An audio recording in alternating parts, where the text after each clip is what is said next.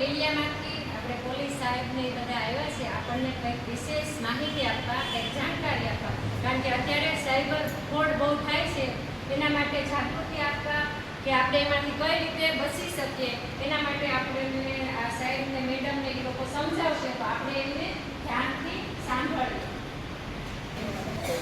બીજા બધા ક્રાઇમ કરતા સાયબર ક્રાઇમ વધી રહ્યો છે, કારણ કે બધા એન્ડ્રોઈડ મોબાઈલ વાપરે છે. એન્ડ્રોઈડ મોબાઈલ વાપરવાના કારણે છે ને અત્યારે બધા આરોપી બધા સ્માર્ટ થઈ ગયા છે અને આ સ્માર્ટ ફ્રોડ કરે છે. તો એ બાબતે તમને જાગૃત કરવાના છે. આપણે ફોન બધા વાપરતા હોય તો બને ત્યાં સુધી અજાણી કોઈ લિંક આવે તો એને છે ને ઓપન કરતા થોડીક ટાળવી, કારણ કે એ કઈ લિંક છે શું છે એ તમને ખ્યાલ નથી. એ લિંકમાં તમે ક્લિક કરો તો તમારું એકાઉન્ટ સાથે લીધો તો એકાઉન્ટ આખું ખાલી થઈ જાય છે. અત્યારે એટલા બધા બનાવ બને છે કે તમે વાત જ જવા દો, એકાઉન્ટ બધા ખાલી કરી નાખે. એ લિંક છે પછી તમારા વોટ્સઅપ ઉપર કંકોત્રી આવે, આપણને એમ થાય કે આપણે કોઈ રિલેટિવ કોઈ સગા સંબંધીએ કંકોત્રી આપી છે, એમાં તમે ક્લિક કરશો ને એટલે તમારા કોન્ટેક્ટમાં જેટલા નંબર હશે ને એ બધા વોટ્સઅપ ઉપર એ લિંક વહી જશે અને એમાંથી જેના લિંક ખોલશે ને એકાઉન્ટ ખાલી કરી નાખશે. એટલે અજાણી લિંક હોય, તમને ખ્યાલ ન હોય તો બે જણાને પૂછીને ખોલવી નહીં.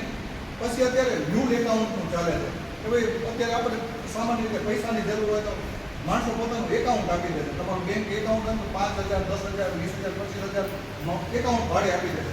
પણ એ તમારું એકાઉન્ટ કોણ કેમાં યુઝ કરે છે એ ખબર નથી હોતી. એ બધા એમાં સાયબર ફ્રોડના પૈસા આવે છે અને આપણે સીધા એમાં આરોપી થઈ જાય, કારણ કે એટીએમ પિન, મોબાઈલ બધું તમારા નામ હોય છે.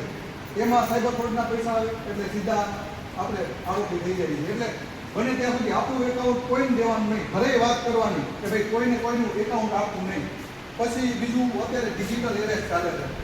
તમને ફોનમાં કે ભાઈ તમારું એકાઉન્ટ, તમારો નંબર આતંકવાદી ગતિવિધિઓ વડે જોડાયેલો છે કે તમારા એકાઉન્ટમાંથી આતંકવાદીને પૈસા ગયા છે, તમારે ડ્રગ્સ તમારા એકાઉન્ટના પૈસાથી દેવામાં આવ્યું છે, એવું જુદી જુદી ઈડીનું, સીઆઈડીનું એવા ઓફિસર થઈને તમને કહે અને તમને બીવરાવે કે જો તમને હમણાં આવશું લઈ જશું, એટલે માણસો પોતાના પૈસા એમાં ટ્રાન્સફર કરી દે છે. એટલે ડિજિટલ એરેસ્ટ જેવું કાંઈ હોતું નથી. હમણાં ગાંધીનગરમાં એક દંપતી, ડોક્ટર દંપતી, ભણેલા ગણેલા, 3 કરોડ રૂપિયા ડિજિટલ એરેસ્ટમાં કોઈ નાખ્યા.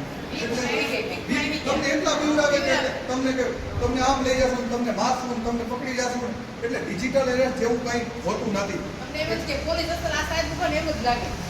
તમને વિડીયો દેખાડે અધિકારી હોય એને એટલા બીવરાવે. તમે વિચાર કરો, ભણેલા ગણેલા ગાંધીનગરમાં ડોક્ટર દંપતી કેટલા ભણેલા ગણેલા હોય, 3 કરોડ રૂપિયાનું ફ્રોડ કર્યું ડિજિટલ એરેસ્ટમાં એમને કે ભાઈ તમારા એકાઉન્ટમાંથી આતંકવાદી સાથે કે ગતિવિધિ થઈ છે. એટલા બધા બીગ્યા હતા નહીં તો કોઈને કેવાથી ડરે છે.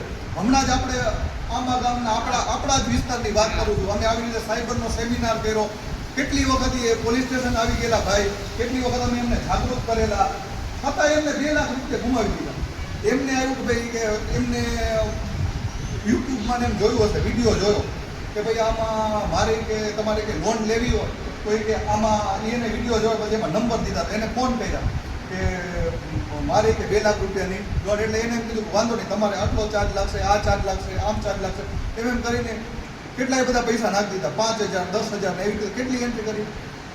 પછી એમને આવી રીતે બીવરાવા માંડ્યા કે હવે જોઈએ કે તમે આ લોન નહીં લો તો તમારા ઉપર આમ થશે, તમારા ઉપર પોલીસ સાથે વાત કરે છે. અહીંયા પોલીસ સ્ટેશન એટલી વખત આવી ગયા છે, પોલીસમાં વાતે કરી કે ભાઈ છતાંય બીજા 50,000 નાખ્યો. એમ કરી 2 લાખની લોનમાં એને 1,80,000 આપણે આંબા ગામના જ ભાઈ છે એમને ગુમાવી દીધા. તો આવું કંઈ હોતું નથી. એટલે કોઈ રીતે પીવાનું નહીં. અને બને ત્યાં સુધી આવી બધી લોભામણી, લલચામણી જાહેરાતોથી ને દૂર રહેવું.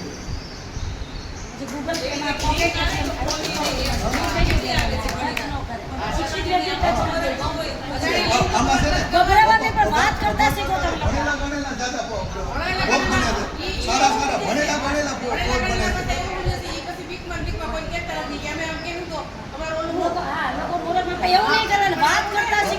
હમણાં અમારે એક ફરિયાદ અમે એવી દાખલ કરી છે કે ભણેલા ગણે આઈટી એક્સપર્ટ છે, કોમ્પ્યુટરનું જ ભણેલા છે. એ ઓનલાઈન એમને જોબ એપ્લિકેશન માટે એક લિંક કરી, એટલું બધું ડિટેલ બધું ફિલઅપ કર્યું. પછી એમને કીધું ભાઈ આટલા પૈસા નાખો, એને 5-10,000 નાખી દીધા. પછી હવે તમે કે આ ફોર્મ પૂરું નહીં કરો ને તો કે તમને કે 4-5 વર્ષ સુધી તમે ક્યાંય જોબ નહીં કરી શકો. એવી રીતે બીવરાવીને 37,000 રૂપિયા બંધ કરી દીધા. એટલે અભણની ભણેલા ગણેલા સારું ભણેલા શિક્ષિત બધા ફ્રોડ થાય છે. એટલે બને ત્યાં સુધી છે ને આપણને ખ્યાલ ન હોય તો 2-5 જણાને 10 જણાને 20 જણાને પૂછી લેવાનું. આવો તમને તમારી સાથે કોઈ પણ બનાવ બને એટલે 1930 નંબર છે આપણો સાયબરનો, તેમાં ફોન કરી દેવાનો અથવા તરત પોલીસ સ્ટેશન જાણ કરી દેવાની. એનાથી શું થાય, ઝડપી કામ થાય તો તમારા પૈસા કહેવાય તો બ્લોક થઈ જાય તો એ તમારા પૈસા આવે. બને ત્યાં સુધી આપણે એવોઇડ જ કરવાનું કે આવી કોઈ લલચામણી લોભાવણી જાહેરાતમાં આવી ન જાય કે સાયબર ફ્રોડનો ભોગ ન બને ત્યાં સુધી. બાકી જો બધા જેવું થાય તો 1930 ઉપર તરત ફોન કરી દેવાનો અથવા નજીકના પોલીસ સ્ટેશન જાણ કરી દેવાની.